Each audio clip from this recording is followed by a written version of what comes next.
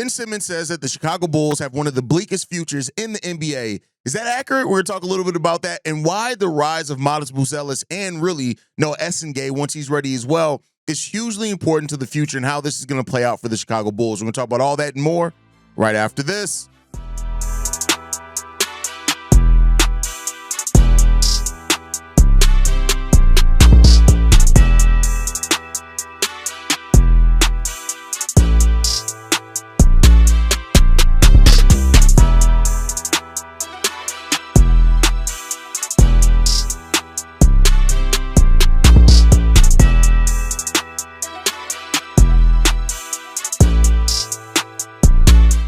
What's going on, Bulls fans? Welcome to another episode of Chicago Bulls Central, your number one spot for everything Chicago Bulls related. I'm the host there, Haize, but more importantly, you guys can follow the channel at Bulls Central Pod on every social media platform we happen to be on. With that said, let's go and get into this content for today, y'all. And yeah, we're going to start off with this thing from Bill Simmons, right? Bill Simmons, he was on the show, and they were talking about teams that you would not want to be over the next 5 years, right?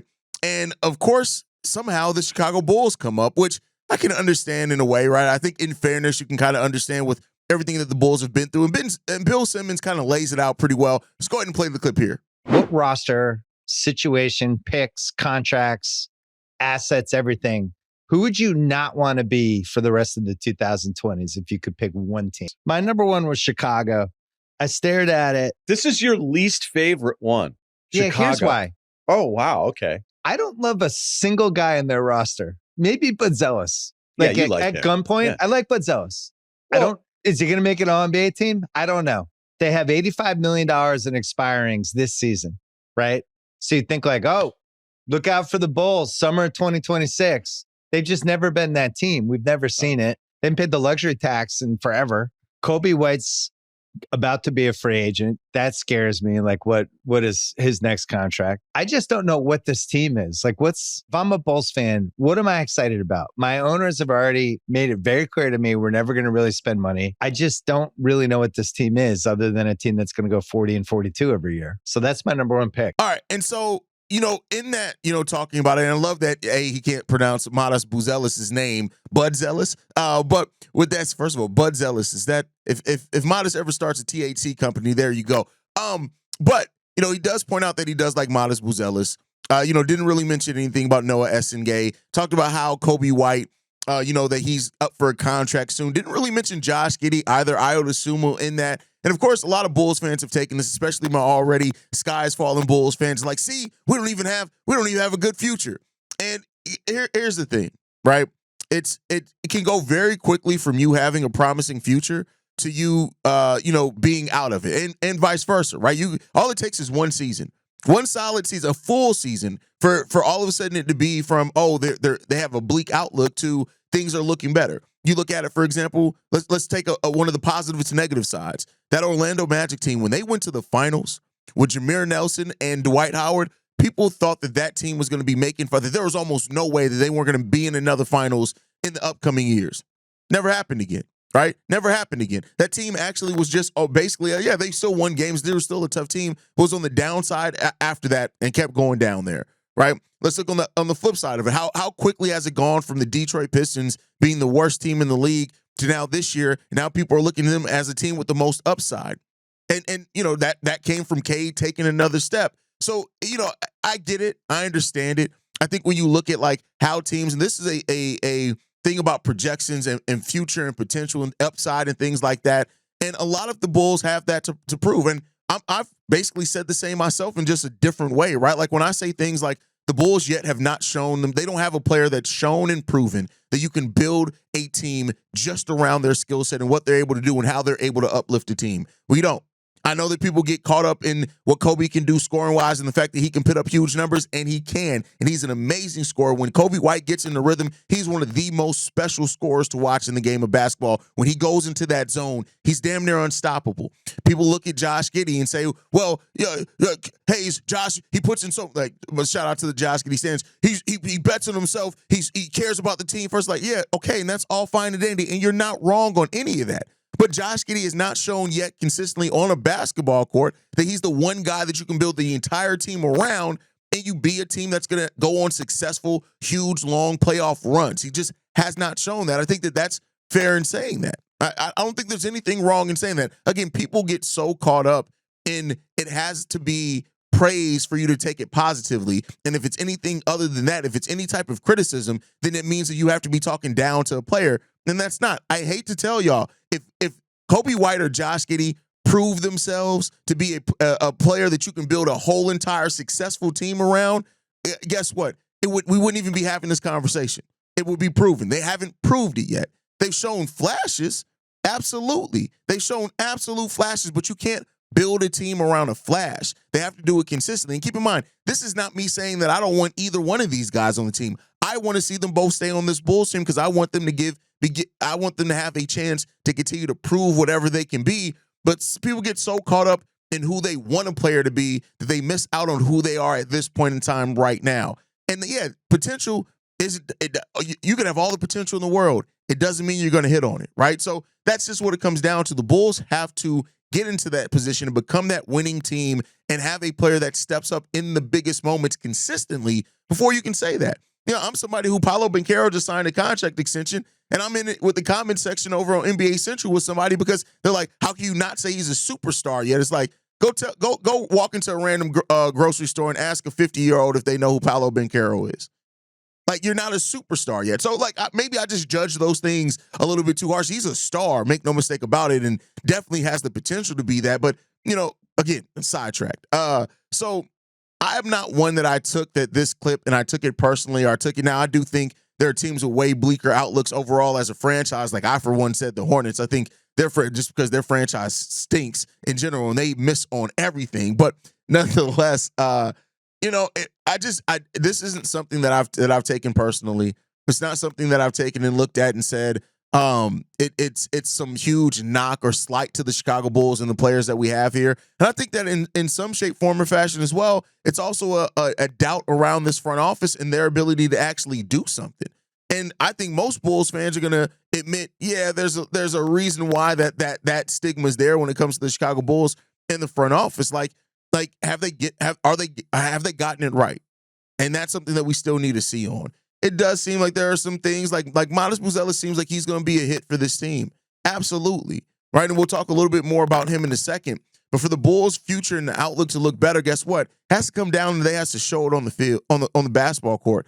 And, you know, a 25-ish game stretch is great, and that's great. And I'm not one to knock that stretch because I said this on Twitter before. Like, you have some fans that say the beginning of the season until the end of December doesn't matter. You have some Bulls fans that say, or some fans in basketball say, oh, February and March basketball don't matter. So it's like, all right, so y'all think 1.5 seasons in 1.5 month in the season actually matters? Like, it's not that. So, you know, people have their views, but I think you got to show the consistency to really get there. And that's just what's missing here from the Bulls. We don't have consistency. The front office has made some good moves this offseason. I think that they've shown a vision and a direction that they're buying into. Now they still have players around that, you know, some Bulls fans are like, well, we're really going to that. That means we got to trade everybody. It's like, chill out. You don't have to do that either. But, you know, we still got some business items left. Nikola Vucevic is a business item that's left on this team. You got to figure out what's going on there. I've already warned y'all, do not be surprised if somehow Nikola Vucevic ends up signing the contract extension.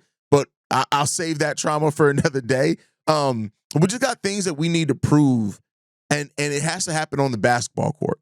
And so it's not going to happen through this offseason. It's not going to happen through me talking behind this microphone. It's not going to happen. It's going to be people who don't believe in what the Bulls are doing or trying to build here until they're successful in the basketball court. And I can tell you, as an objective basketball fan, I don't see any problem with that. If you really believe in what you have here and somebody says, all right, bet, go out and prove it, you know, it may not happen. Like some people are like, well, we got to go out and win 45 games this year. I don't think that shows that Modest can be a guy or whatever else. Just if you put some arbitrary number, but you got to grow and you got to show it on the court. You got to show it consistently, and that's the thing that you have to get to. And I think once the Bulls start doing that, start winning more consistently, regardless of what it is, that's where you start seeing some of the mindset change around this team. But hell, we can't even as a fan base agree right now on what's the Bulls should be doing. You think the national media is going to have a positive outlook on this team? Very rarely does that happen. Very rarely do you have a fan base that is in such turmoil, and the national media then looks at that team, not because of the fan base being in turmoil, but that's usually an indication of things not being as straightforward, not being as decided as what a franchise needs it to be to really have huge faith in it. And that's just the point that the Bulls play in. And AK and Eversley have a huge part to play in all of that. And that leads me to the next topic, right? In talking about the Bulls' future and the future being bleak, the thing that we have to talk about is what changes that. Now, I just talked about Coby and Josh Giddey. Those two guys got to continue to show that the growth that we saw last year. Coby White had way less inconsistencies last year than in any other year of his career. Hopefully, for once as well, his role doesn't change from year to year, so you got that. Josh Giddey finished the season extremely strong, right? And I've said a lot before, Josh Giddey created almost 18 points off assist a game last year. And when you parent that with what he did scoring-wise, like there are times where Josh Giddey was accounting for 35% of our overall offense last year. And Coby White was accounting for almost another 30 with his scoring and his ability to create off drives, right? So, you know, they just got to show it a little bit more. But there are two other guys on this team that are hugely important in changing the outlook of the future of the franchise, and that's Modest Buzelis and Noah Essengue. Now, Noah Essengue is a rookie, so we're not going to I'm not going to talk a whole lot about him because he's going to go through normal rookie things. They're going to be Bulls fans that if he has a game where he goes 0-5 from the field, they're going to, and do not let Cedric Coward or do not let Thomas Sorber have a big game, because then it's going to be, oh my God, calamity. It's going to be Bulls fans whining and complaining, and you know, it is what it is there. But Noah and how he ends up pairing with Matas is going to be hugely important for that. I think Noah and what he does, establishing what he does well early. I'm not saying that I expect Noah Essengue to play a lot of minutes in his rookie year. I don't expect that, especially not to start. But in those minutes, how good does the defense that you have is there, right? Modest Buzelis, ahead of Summer League training camp opening yesterday, talked about Noah Essengue and the defense that he has there, and saying he's going to get better offensively, but, you know, his love of basketball really stood out. And so that's something that, and it seems like we're starting to get those guys that really want to be great. And that goes a long way, too, because you talk about a guy like Patrick Williams, one of the things that you couldn't really, that you couldn't foresee is the fact that he had no drive to be great. It seems like Noah Essengue is one of the players that's also driven by that to be great, and how much he can show defensively in this rookie year, I think, is going to be important. And the offense is going to come over time. I think the offense is going to be more of a work in progress over time, but you're looking at that. But then we get to Modest Buzelis. And how important is Modest to what the Bulls are doing, not only in the future, but now, right?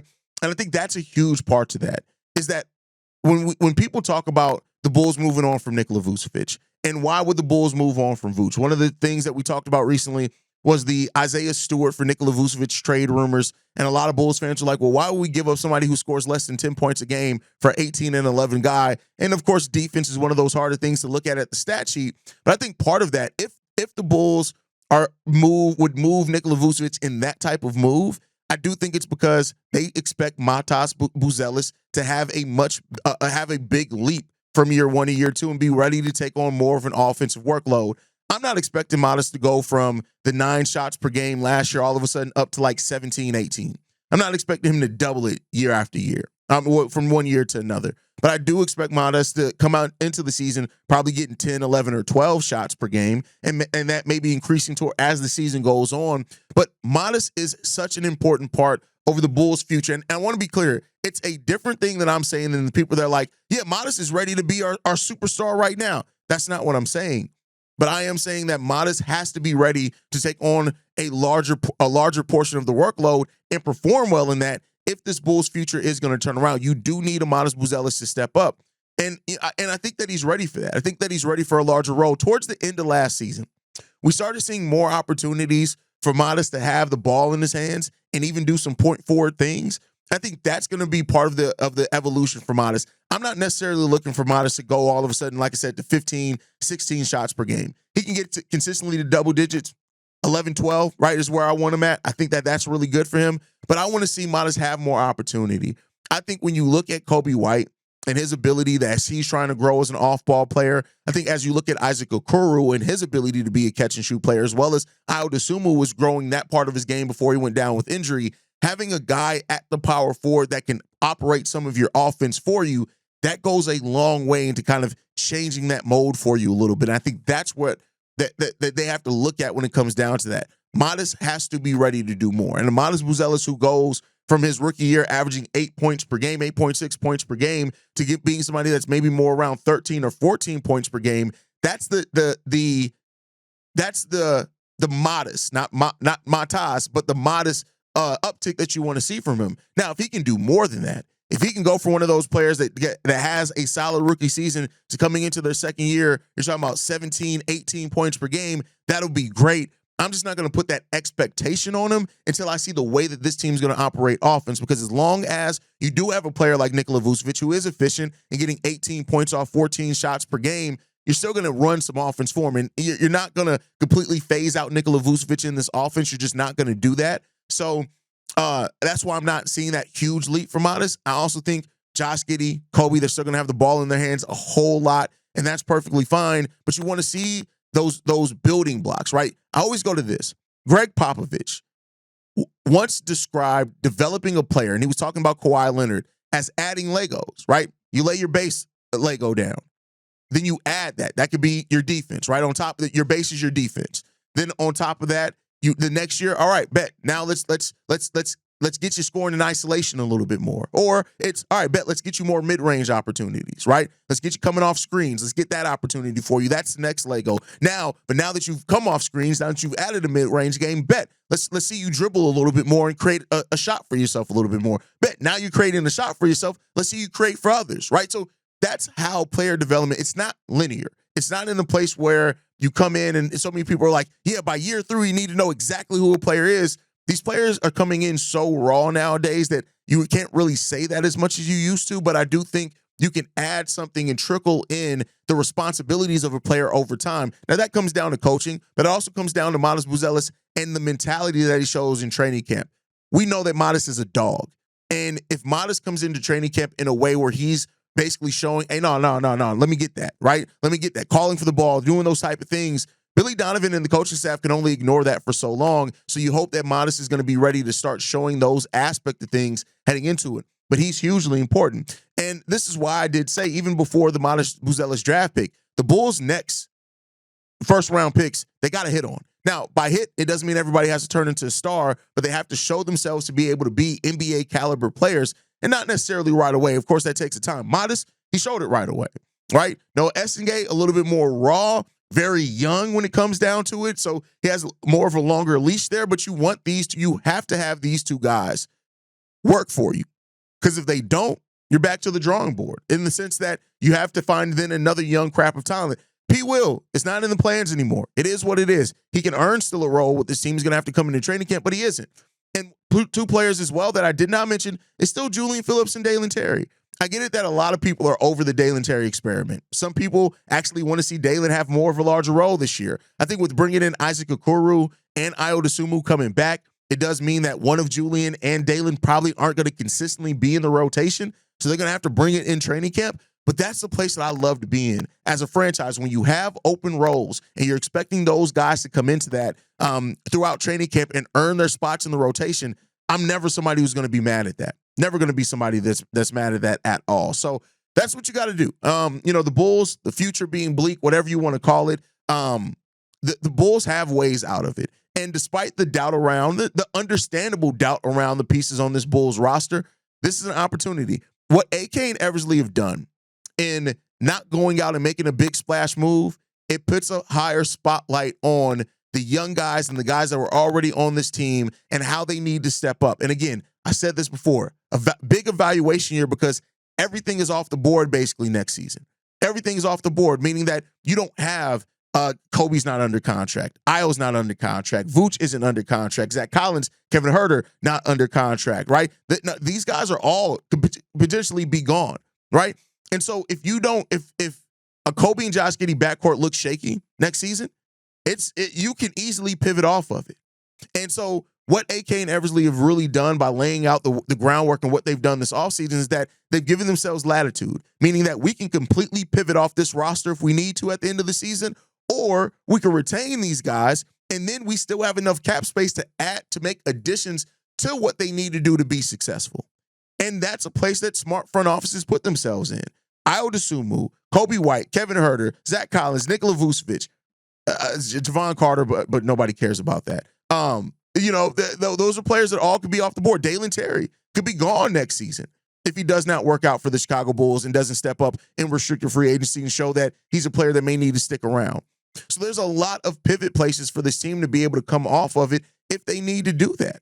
And we shall see if that's what the Bulls end up doing. So this is going to be a season where it's either going to be an I told you so from the tanking Bulls fans, or it's going to be a from the Chicago Bulls. See why we didn't tank? See what we're building here? Now let's continue to add to that. And I'm not necessarily mad at that being the place that the Bulls are in. I know there's some Bulls fans, again, are more frustrated because they want the flashy names. They want the big splashy moves every offseason. And not every offseason is going to be about that. But I do think we're getting to that place where if things work out this season, next offseason could be that one where they attempt to do that. So it may be a little tough to do that, but they could attempt to do that.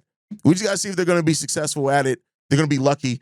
I'll take either. I'm fine being lucky. I'm fine going out there and being more aggressive and finding success. I'm fine with either. As long as it ends up with the Bulls finding ways to win basketball games consistently, that's all I need to see from the team. So you guys can let me know how you feel on all that down below. As always, thank you guys for tuning in. Make sure you guys are following us at Bulls Central Pod. You can send us any feedback, questions, comments, concerns.